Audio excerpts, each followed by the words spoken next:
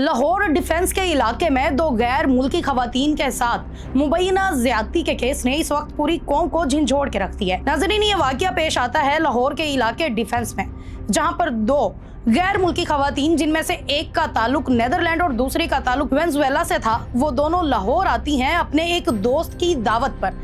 जी हाँ नाज़रीन, वो दोनों खवातीन जिनका ये कहना है कि उनकी मुलाकात रज़ा डार से अक्टूबर 2025 में सिंगापुर में हुई थी, और सिंगापुर में होने वाली इस मुलाकात के बाद उनकी दोस्ती रज़ा डार से काफ़ी ज़्यादा गहरी हो गई, जिस पर रज़ा डार ने उन्हें पाकिस्तान आने की दावत दी और उनको कहा कि हम आपकी मेहमान नवाजी करना चाहते हैं। उसके बाद 29 जून को वो वहाँ से अपनी एक दोस्त के हमरा लाहौर तशरीफ़ लाई। लाहौर से उन्हें पिक किया गया। उन्होंने ये भी बताया कि रज़ा डार जो उनके दोस्त थे, उन्होंने वीज़ा लगवाने में और बाकी सफरी जितनी भी ज़रूरियात थी, जितनी भी चीज़ें थी, दस्तावेज़ात थे, उनको पूरा करने में उनकी काफ़ी ज़्यादा मदद की ताकि वो आसानी से पाकिस्तान आ सके।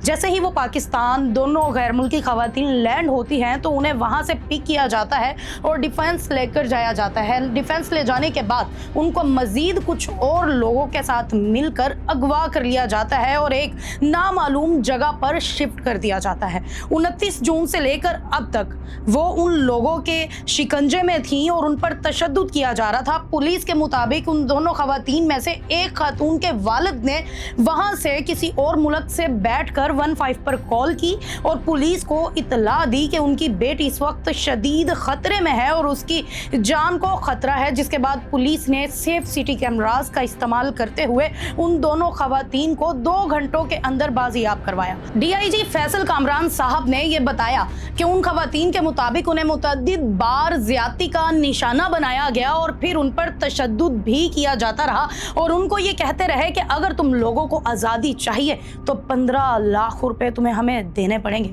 यह अगवा बराए तावान का भी केस था और उसी के साथ साथ ज्यादती का केस भी था।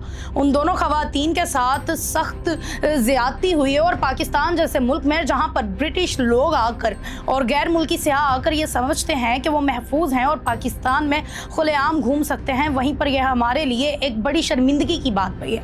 खवातीन के मुताबिक उनका ये कहना है कि रज़ा डार भी ये शो करवाते रहे कि वो उनके साथ अगवा हो चुके हैं और इस सारी मामले में वो उनके साथ उसी तरीके से पिस रहे हैं जैसे उनको ज्यादती का निशाना बनाया जा रहा है। लेकिन बाद-ए-ज़ा उनमें से एक खातून को ये शक हुआ कि शायद ये शख्स हमसे झूठ बोल रहा है और फिर उन्हें ये क्लियर हो गया कि रज़ा डार उनकी इस अगवा की सारी कहानी में मुलव्विस था।